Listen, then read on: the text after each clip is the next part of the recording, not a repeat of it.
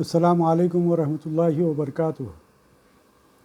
الحمدللہ رب العالمین، نحمدہ ونصلی علی رسولہ الکریم، اما بعد، قال اللہ تعالی فی شان حبیبہ ان اللہ وملائکتہ یصلون علی النبی یا ایھا الذین آمنوا صلوا علیہ وسلموا تسلیما۔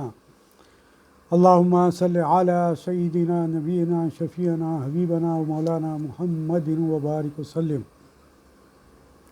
رب اشرح لی صدری ویسر لی امری واحلل عقدۃ من لسانی یفقہوا قولی۔ صدق اللہ العلی العظیم۔ فاعوذ باللہ من الشیطان الرجیم، بسم اللہ الرحمن الرحیم۔ وَإِذْ قَالَ رَبُّكَ لِلْمَلَائِكَةِ إِنِّي جَاعِلٌ فِي الْأَرْضِ خَلِيفَةً قالوا أتجعل فيها من يفسد فيها ويسفك الدماء ونحن نسبح بحمدك ونقدس لك قال إني أعلم ما لا تعلمون وعلم آدم الأسماء كلها ثم عرضهم على الملائكة فقال أنبئوني بأسماء هؤلاء إن كنتم صادقين قالوا سبحانك لا علم لنا إلا ما علمتنا إنك أنت العليم الحكيم قال يا آدم أنبئهم بأسمائهم فلما أنبأهم بأسمائهم قال ألم أقل لكم إني أعلم غيب السماوات والأرض وعالم ما تبدون وما كنتم تكتمون وإذ قلنا للملائكة اسجدوا لآدم فسجدوا إلا إبليس أبى واستكبر وكان من الكافرين۔ صدق اللہ العلی العظیم۔ سامعین اکرام و ناظرین اکرام، ابھی آپ کے سامنے سورہ بقرہ کی 30ویں آیت سے لے کر 34ویں آیت کی تلاوت کا شرف حاصل کیا۔ اس کا ترجمہ پیش خدمت ہے۔ سماعت فرمائیے کہ اور یاد کرو جب تمہارے رب نے فرشتوں سے فرمایا میں زمین میں اپنا نائب یعنی خلیفہ بنانے والا ہوں۔ فرشتوں نے کہا کیا ایسے کو نائب کرے گا جو اس میں فساد پھیلائے گا اور خون ریزیاں کرے گا، اور ہم تجھے سراہتے ہیں، تیری تسبیح بیان کرتے ہیں اور تیری پاکی بولتے ہیں۔ فرمایا مجھے معلوم ہے جو تم نہیں جانتے۔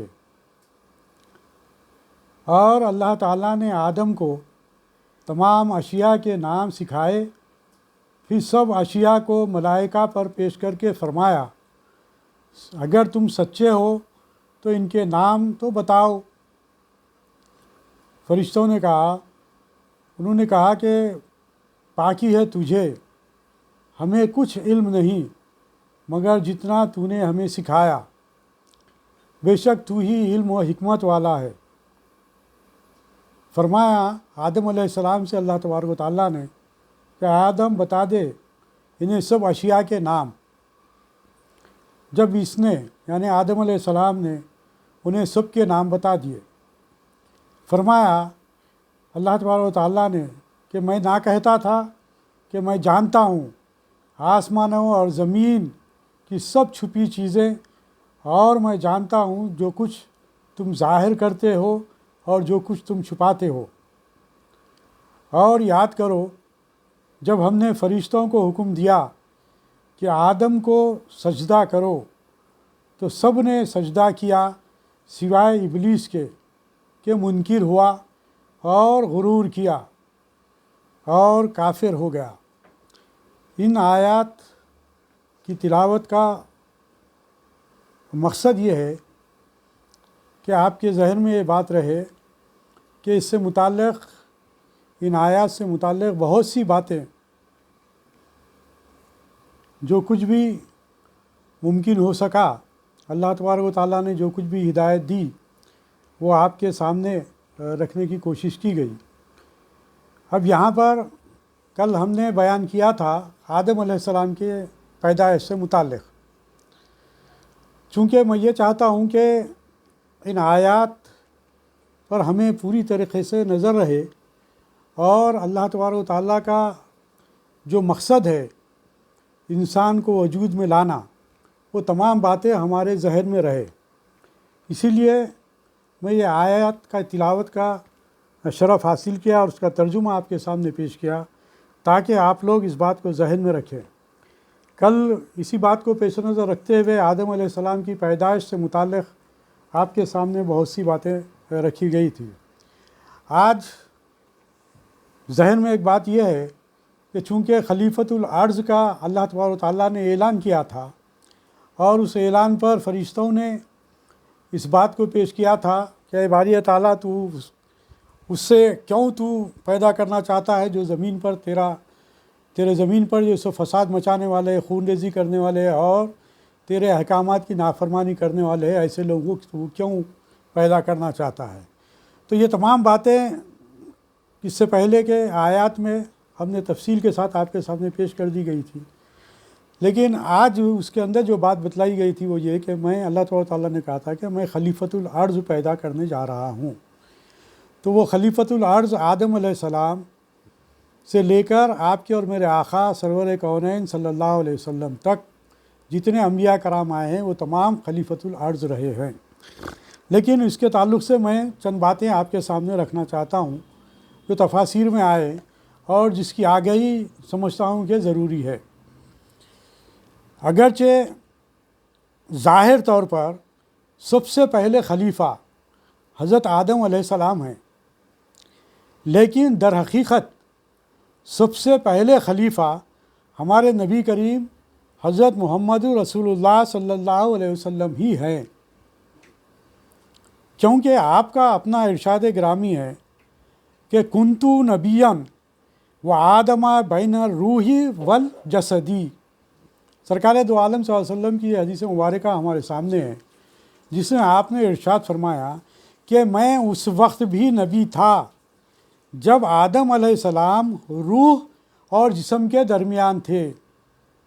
جیسا کہ ہم کل آدم علیہ السلام کی پیدائش سے متعلق تمام تفصیلات پر غور کیا کہ کس طرح آپ کا وجود اللہ تعالیٰ نے پیدا کیا، کس طریقے سے اللہ تعالیٰ نے وجود بخشا، وہ تمام چیزیں کل آئی۔ تو یہاں پر سرکار دو عالم صلی اللہ علیہ وسلم یہ کہہ رہے ہیں کہ وہ جس وقت آدم علیہ السلام ابھی مٹی اور پتلا بنائے گئے تھے اور ابھی روح نہیں پھونکی گئی تھی، اس وقت سے میں نبی ہوں، سرکار علیہ وسلم کا یہ ارشاد مبارک۔ اور پھر دوسری چیز یہ ہے کہ سرکار علیہ وسلم کی وہ حدیث شریف بھی میرے ذہن میں آ رہی ہے کہ انا من نور اللہ و کل شیء من نوری، کہ سرکار دو عالم صلی اللہ علیہ وسلم نے ارشاد فرمایا کہ میں اللہ کے نور سے بنا اور ہر چیز میرے نور سے بنی، ہر چیز میرے نور سے بنی۔ تو اس سے یہ بات یہ صادق آتی ہے کہ آدم علیہ السلام دنیاوی اعتبار سے ذہن میں جو بات سامنے آتی ہے وہ یہ کہ آدم علیہ السلام کا پتلا بنایا گیا اور آدم علیہ السلام میں روح پھونکی گئی۔ آدم علیہ السلام کے یہاں پر آیات میں بھی خلیفۃ الارض کا جو ذکر آیا وہ آدم علیہ السلام ہی کے تعلق سے ہے، اس میں کوئی شک نہیں۔ لیکن ہمارا جو ایمان اور عقیدے کا جو مسئلہ ہے سرکار دو عالم صلی اللہ علیہ وسلم پر، اور سرکار دو عالم صلی اللہ علیہ وسلم کے احادیث کو ہم حق مانتے ہیں، کیونکہ سرکار دو عالم صلی اللہ علیہ وسلم کوئی بات بھی اپنی مرضی سے نہیں کہتے، وہ وہی بات کہتے ہیں جو اللہ تبارک و تعالیٰ چاہتا ہے، جو اللہ تبارک و تعالیٰ کہلوانا چاہتا ہے وہی بات سرکار دو عالم صلی اللہ علیہ وسلم کہتے ہیں۔ تو یہاں پر دو روایتیں جو سامنے آ گئی ہے اس سے یہ بات سامنے آتی ہے کہ سرکار دو عالم صلی اللہ علیہ وسلم اس وقت سے نبی ہے جب سے کہ ابھی آدم علیہ السلام روح اور جسم کے درمیان میں تھے۔ حضرت جبرائیل علیہ السلام اللہ تعالیٰ کے حکم سے، اب یہاں پر جو باتیں سامنے آ رہی ہیں اس پر بھی آپ لوگ غور فرمائیے کہ حضرت جبرائیل علیہ السلام اللہ تعالیٰ کے حکم سے نبی کریم صلی اللہ علیہ وسلم کی قبر انور کی جگہ سے مٹی لے گئے، آب تسنیم سے اسے گوندھا گیا، जन्नत की नहरों में गोते दिए गए, ज़मीनों आसमानों में फिराया गया। इसी वजह से हज़रत आदम अलैहिस्सलाम से पहले ही फरिश्तों ने नबी करीम सल्लल्लाहु अलैहि वसल्लम को पहचान लिया था। फिर इस मिट्टी को आदम अलैहिस्सलाम के जिस्म से मिला दिया गया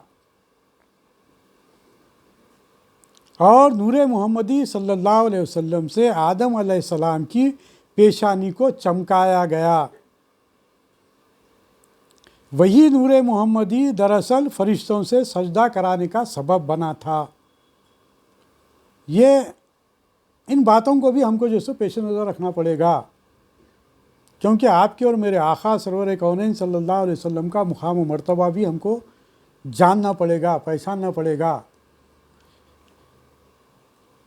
बेशक फरिश्तों को आदम अलैहिस्सलाम को सजदा करने का हुक्म इससे दिया गया कि आपकी पेशानी में मोहम्मद सल्लल्लाहु अलैहि वसल्लम का नूर रखा गया था। अल्लामा आलूसी रहमतुल्लाह अलैह फरमाते हैं, यकीनन यानी ये कि दर हकीकत हुजूर सल्लल्लाहु अलैहि वसल्लम ही अल्लाह की मखलूक में अल्लाह ताला के खलीफा आज़म हैं और ज़मीनों और बुलंद आसमानों में सबसे मुक़द्दम इमाम हुजूर ही हैं। अगर हुजूर करीम सल्लल्लाहु अलैहि वसल्लम ना होते तो आदम अलैहिस्सलाम पैदा होते, ना इनके अलावा और कोई चीज़।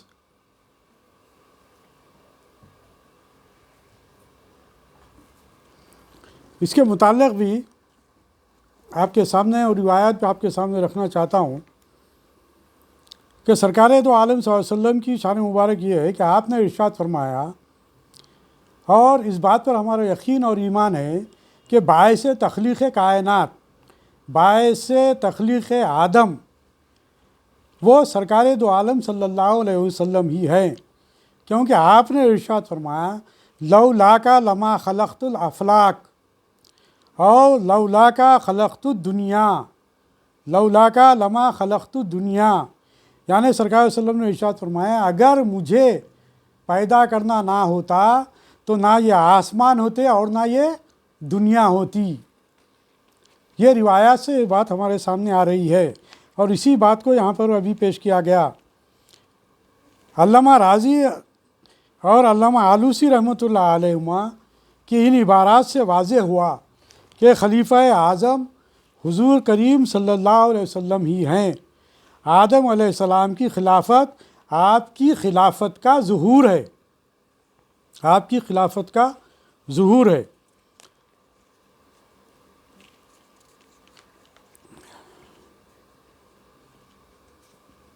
इससे ये बात हमारे सामने आई कि एक रिवायत ये भी हमारे सामने आती है कि सरकार दो आलम सल्लल्लाहु अलैहि वसल्लम दुनियावी एतबार से अगर देखें तो हज़रत आदम अलैहिस्सलाम दुनिया में जो मबूस किए गए वो पहले खलीफा दुनियावी एतबार से, लेकिन अब सरकार दो आलम सल्लल्लाहु अलैहि वसल्लम उससे पहले खलीफा, और ईसा अलैहिस्सलाम जो आएंगे वो आखिरी खलीफा रहेंगे। ईसा अलैहिस्सलाम जो आएंगे वो आखिरी खलीफा रहेंगे। क्यों? कि ईसा अलैहिस्सलाम भी सरकार दो आलम सल्लल्लाहु अलैहि वसल्लम की उम्मत ही में पैदा होंगे, सरकार दो आलम सल्लल्लाहु अलैहि वसल्लम ही की उम्मत में पैदा होंगे। इस तरीक़े से ये हमारा ईमान व अक़ीदा है कि सरकार दो आलम सल्लल्लाहु अलैहि वसल्लम उस वक्त से नबी है जब अभी आदम अलैहिस्सलाम रूह और जिस्म के दरमियान में थे। चूँकि कल आदम अलैहिस्सलाम की पैदाइश से मुताल्लिक़ आपके सामने तफसीलात रखी गई थी, मैंने मुनासिब समझा कि आपके सामने ये बातें भी रख दूँ। अच्छा, दूसरी बात इसके अंदर ये आई कि फ़रिश्तों का इसके अंदर तज़किरा किया गया। तो यहाँ पर एक बात आपके सामने रखना चाहता हूँ, वो ये कि फ़रिश्तों की तादाद कितनी है, ये एक सवाल पैदा हुआ। तो फ़रिश्तों की तादाद को सिर्फ़ अल्लाह ताला ही जानता है, या नबी करीम सल्लल्लाहु अलैहि वसल्लम को तमाम ज़मीनों आसमानों का इल्म दिया गया, तो आप जानते हैं। यानी कि इल्म की जो बात आई, आदम अलैहिस्सलाम को जो इल्म अता किया गया, और जैसा कि इससे पहले भी तफासिर में तफसीलात में ये बात रखी गई कि सरकार दो आलम सल्लल्लाहु अलैहि वसल्लम को जितना इल्म दिया गया उतना इल्म किसी को भी नहीं है। یہ جو بات سامنے رکھ دی گئی تھی، یہ بات دہرانے کی وجہ یہ ہے کہ سرکار دو عالم صلی اللہ علیہ وسلم کو امی لقب کہتے ہیں۔ سرکار دو عالم صلی اللہ علیہ وسلم دنیاوی اعتبار سے امی تھے، پڑھے لکھے نہیں تھے، لیکن وہ دنیاوی اعتبار سے پڑھے لکھے نہیں تھے کہ کوئی انسان آپ کا استاد نہیں رہا۔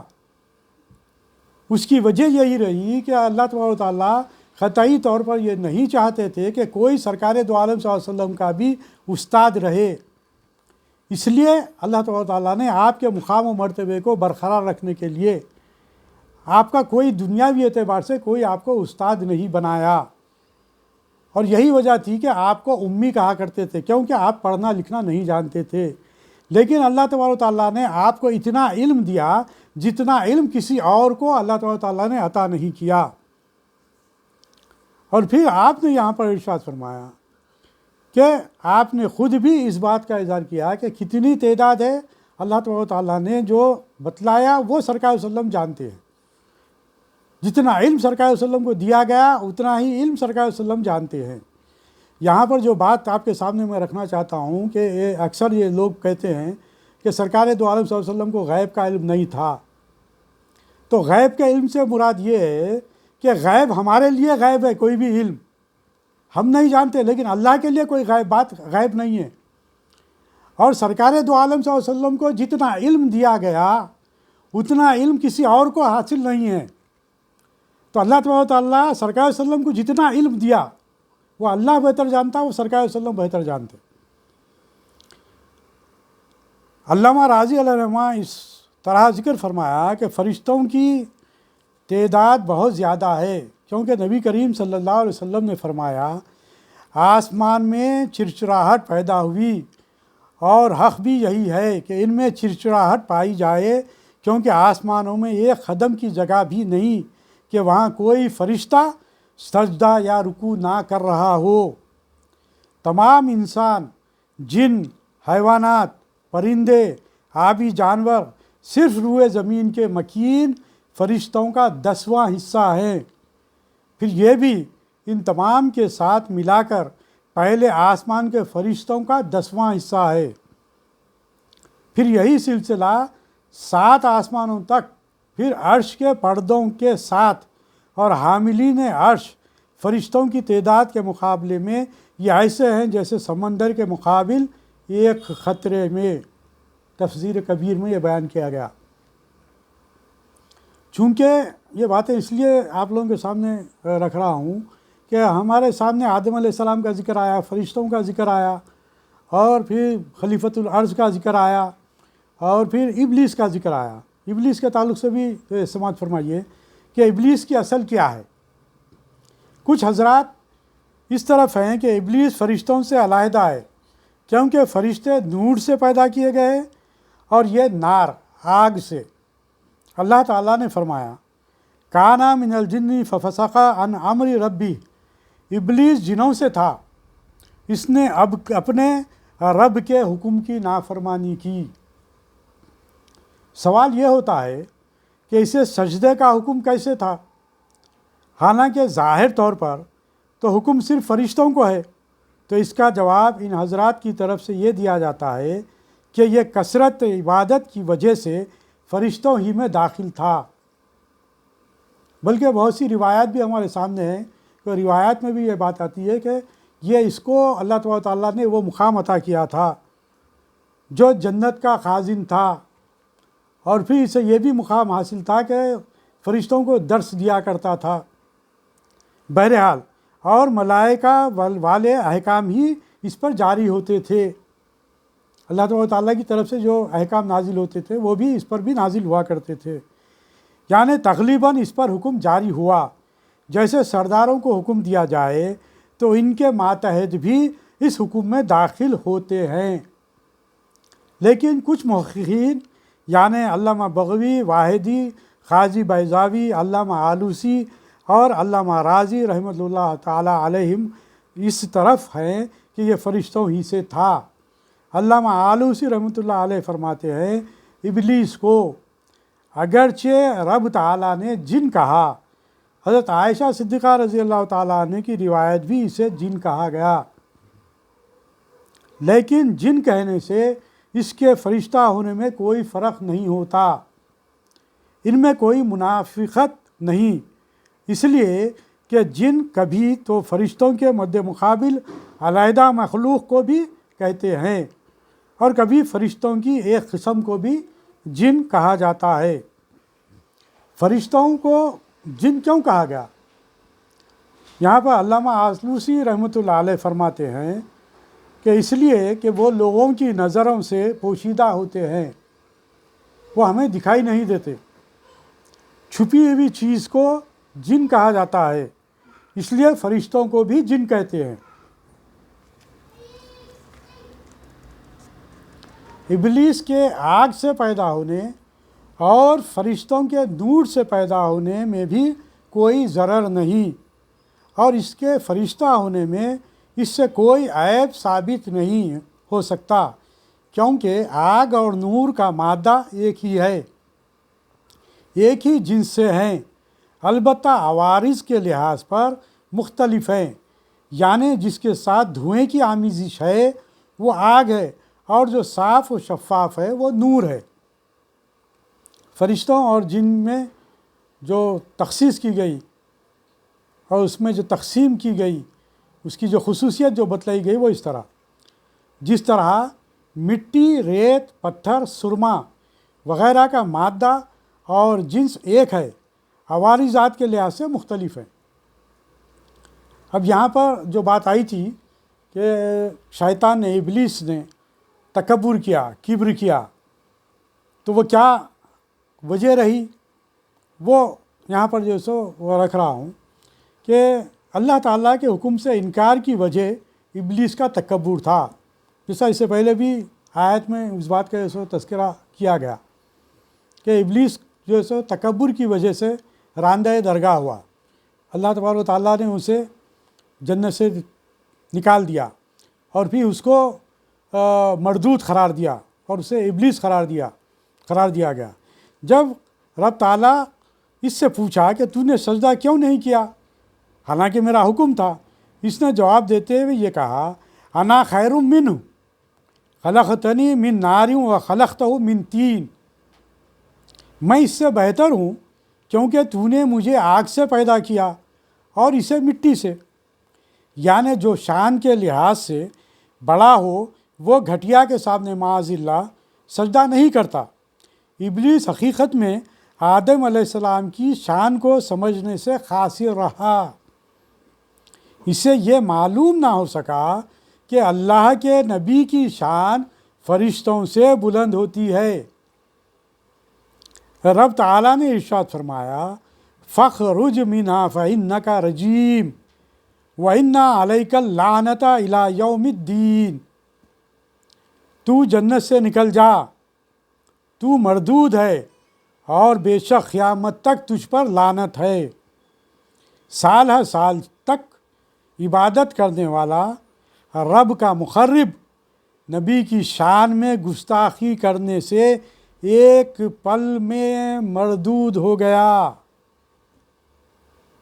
بات غور کرنے کی ہے، یہاں پر بات غور کرنے کی ہے کہ سال ہر سال تک عبادت کرنے والا رب کا مقرب نبی کی شان میں گستاخی کرنے سے ایک پل بھر میں مردود ہو گیا، جنت سے نکال دیا گیا، قیامت تک لعنت کا مستحق ٹھہرا دیا گیا۔